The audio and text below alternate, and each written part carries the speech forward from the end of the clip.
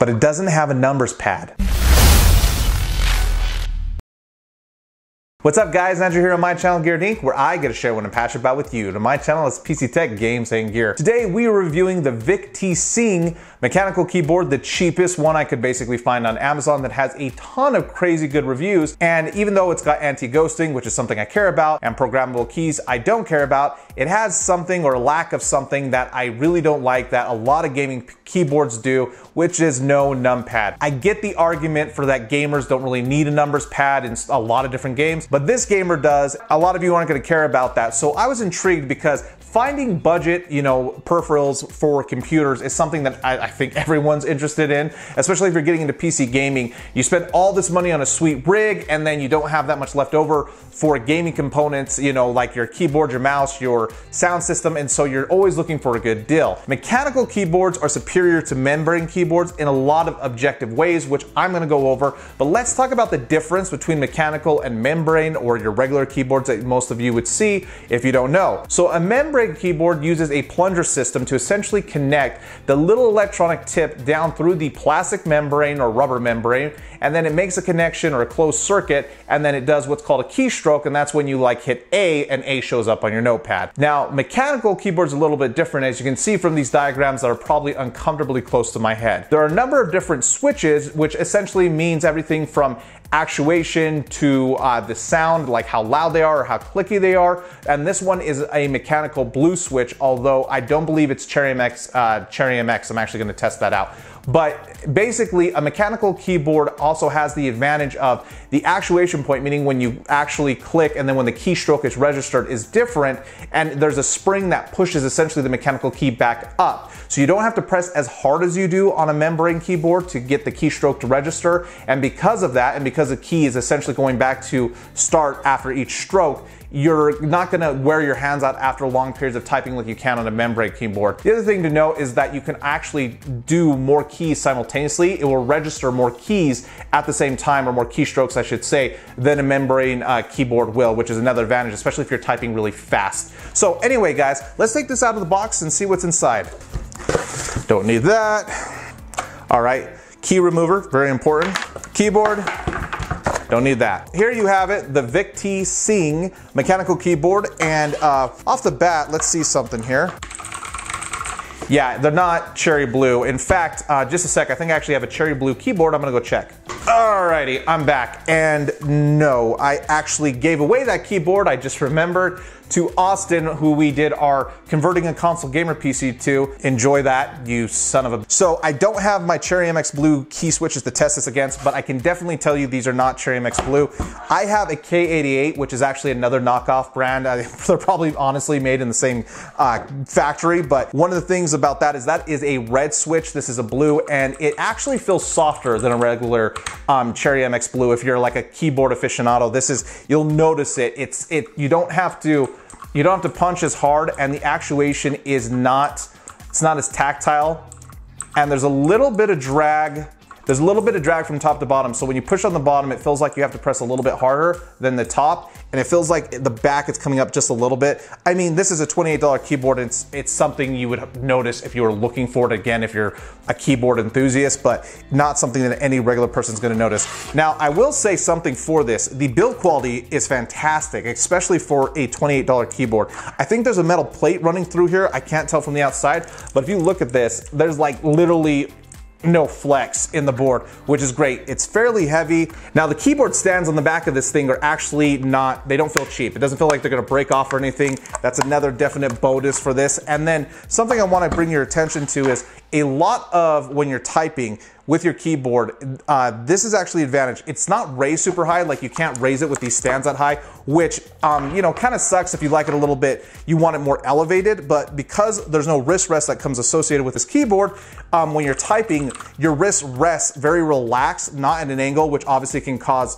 a lot of pain and even contribute to things like carpal tunnel. So that is definitely a plus for this keyboard, even though that means you're not gonna be able to raise it as high. So anyway, guys, I'm gonna compare it against my K88, which are my red switch. It's the red switchboard I have right behind me. And then we're gonna plug this sucker in. We're gonna do some gaming with it, a little bit of typing testing, and then we'll come back. Alright guys, so here we have the two keyboards side by side. So you can see that this is my K88 above it, like I said, from that no-name brand. But basically, you can see kind of size comparison. I mean, they should just put a number pad on this thing. Anyway, so I wanted to hear, I wanted you guys kind of to hear the clickiness, I guess you could say, because these are blues, these are reds. So for you guys who have never heard it before, I'm actually going to move my mic down in my hand and just kind of click. So there's a red. There's a blue. So you can see that in terms of just the sound overall, that's kind of the difference you're going to expect. So it's definitely something that you're going to notice while you're gaming. All right, so we're going to actually do a typing test with this thing really fast. Alrighty, so here's the typing test, guys. So here's me just barely pressing on A. So you can hear the click and you can actually see the point at which the actuation happened and the keystroke registered. So if I press down just a little bit, all right, so see, that's the difference as far as, because this is a blue switch, it's basically where the actuation hits and where the circuit gets closed or gets open is happening before the actuation. So here's a test again. So here you'll hear the click and then, yeah, so this is unlike my red, where I can actually just push it a little bit because it's all, there's no actual actuation in terms of it's all one motion. You can actually hold it down just a little bit and it won't actually continuously press. But what's nice about that with blues is it means that you don't have to press it very hard. All right, so now that we have this thing done, I'm now gonna basically do some gaming with it. So let's see how we do. All right, guys, yeah, so one of the things that you're gonna notice if you like GearedInc blues is that these key switches are definitely a lot, they're lighter. They're not as, the resistance isn't as strong, so you have to push just a little bit harder than you would with GearedInc blues. I mean, it's still a blue switch. I'm sure you can hear the clicking going on, but it's definitely not an MX blue. But I mean, for $28, I mean, it feels great. It's actually making me miss my blue keyboard, which I switched out for my red switches because I started streaming and everyone said that the switches were too loud. Oh, we're dead. We're dead. We're dead. Yeah, basically, yep. That's just what happened. All right, guys, so by the way, we lost that match. Sad, but we did. So you are gonna be hard pressed to find a better keyboard for 28 bucks than this that's mechanical.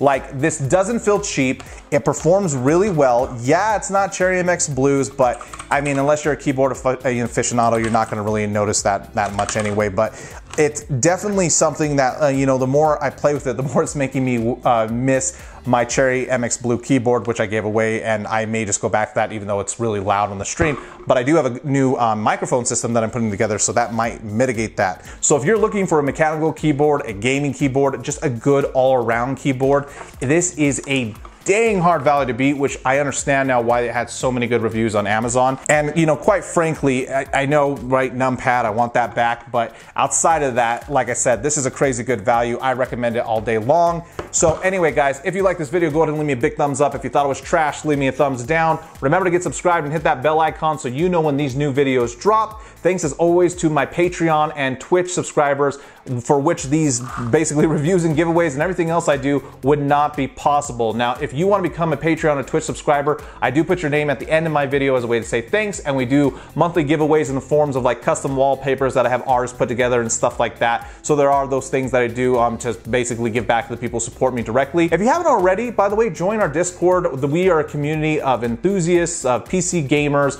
and everyone is welcome. That's linked down in the description as well. We're going to be doing an Anthem launch on this Friday for you guys who are interested in that game at all. And we're always looking for more people to play video games with or just talk PC hardware with. So make sure you join that Discord, and Patreons and Twitch subscribers actually get access to a supporter only chat, even though everyone obviously can DM me if you have any questions. As always, guys, I'm going to make these videos whether you watch them or not, but I hope you do, and I hope to see every single one of you next time here on GearedInc. No goats for me, baby. We don't play meta, even ranked. Don't fear the Reaper. I'm totally helping right now. Oh, the boop.